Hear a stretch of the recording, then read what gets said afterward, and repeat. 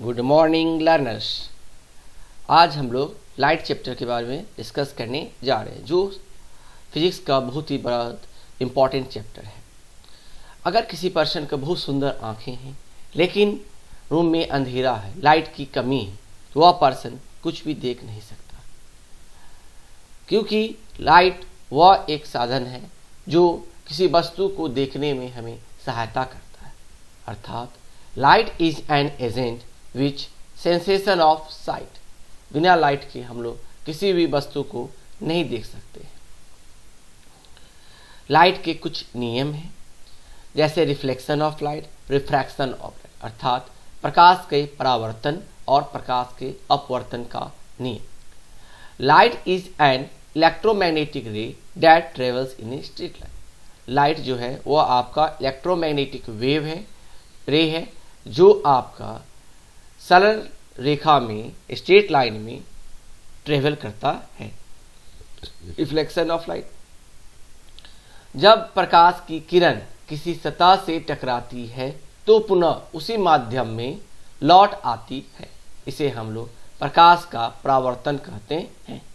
When light falls on a surface and is reflected back into the same medium, we say reflection has taken place.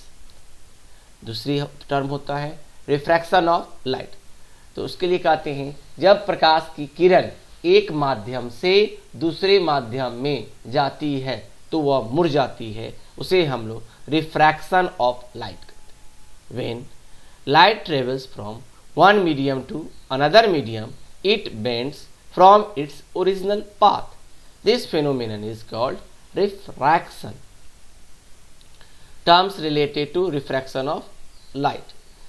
पहला term होता है incident ray, वैसा रे जो आकर टकराती है या गिरती है रिफ्लेक्टिंग सरफेस से, वैसे रे को हम लोग इंसिडेंस रे के नाम से जानते हैं।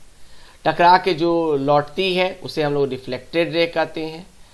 तीसरा होता है normal. The normal is a line at right angle, जो उस सरफेस पर 90 डिग्री का कोण बनाता है। एंगल ऑफ इंसिडेंट, आपतित किरण और नॉर्मल के बीच, अभिलंब के बीच जो कोण बनता है उसे हम लोग एंगल ऑफ इंसिडेंस करते हैं। एंगल ऑफ रिफ्लेक्शन अर्थात परावर्तन कोण, जो आपका नॉर्मल और परावर्तित किरण के बीच बनता है। Object, it is the thing that forms an image on the screen. वैसा थिंग जो आपका इमेज का निर्माण करता है स्क्रीन के ऊपर, उसे हम लोग ऑब्जेक्ट कहते हैं। Image, it is the reflection of the object on the screen. उसके टकराने के बाद जो रिफ्लेक्शन होने के बाद जो बनता है उसे हम लोग इमेज कहते हैं। Virtual image, the image that can not be obtained on A screen. वैसा इमेज जो आपका फॉर्म नहीं करता है। Real image, the image that is form directly on the screen, जो आपके स्क्रीन पर डायरेक्टली फॉर्म करता है उसे हम लोग रियल इमेज कहते हैं। सर्वप्रथम हम लोग रिफ्लेक्शन ऑफ लाइट पढ़ते हैं। तो रिफ्लेक्शन ऑफ लाइट के बारे में मैंने बताया कि जब प्रकाश की किरण किसी सतह से टकराती है तो पुनः उसी माध्यम में लौट आती है, इसे हम लोग प्रकाश का परावर्तन कहते हैं। प्रकाश के परावर्तन के दो नियम होते हैं।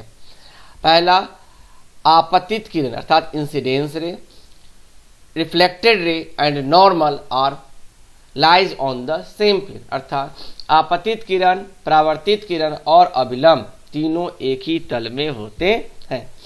दूसरा नियम कहता है कि angle of incidence equal to angle of reflection, अर्थात आपतन कोण परावर्तन कोण के बराबर होता है। कुछ इसके प्रॉपर्टी हैं of image form by the plane image, जैसे यह वर्चुअल होगा और इरेक्ट होगा, सेम साइज का होगा, सेम डिस्टेंस दिखलाएगा और लेटरली इन्वर्टेड होगा।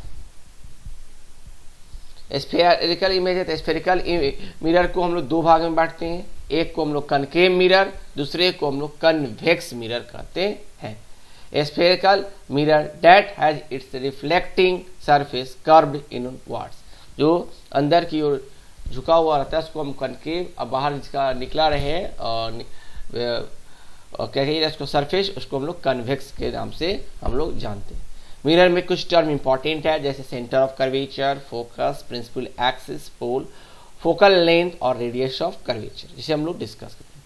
सेंटर ऑफ कर्वेचर, जो मिरर फॉर्म किया वो पहले एक वृत्त रहा होगा, स्फेयर रहा होगा, तो वह स्फेयर के जो सेंटर होता है उसको हम लोग सेंटर ऑफ कर्वेचर कहते हैं। और उस सेंटर से सरकमफ्रेंस का जो डिस्टेंस होता है उसे हम लोग रेडियस ऑफ कर्वेचर के नाम से जानते हैं। इट पोल होता है, it is the centre of the spherical mirror, वह जो उसका जो जिस पॉइंट पर स्फेरिकल मिरर को टच करता है सेंटर होता है उसको हम लोग पोल के नाम से जानते हैं, या आपका फिगर के रूप में भी दिखलाए हैं। सेंटर एक वृत्त है और स्फेयर कहिए, स्फेयर का जो सेंटर है उसको हम लोग सेंटर ऑफ कर्वेचर, और उसके ऊपर जो सरकमफ्रेंस के ऊपर जो बन रहा है उसको हम लोग पोल, और वह जो डिस्टेंस है पी और सी के बीच में जो आपका रेडियस ऑफ कर्वेचर है उसको हम लोग प्रिंसिपल एक्सिस अर्थात प्रधान अक्ष के नाम से हम लोग जानते हैं। यह आपका एक hollow sphere of the glass होता है। Thank you for watching this video.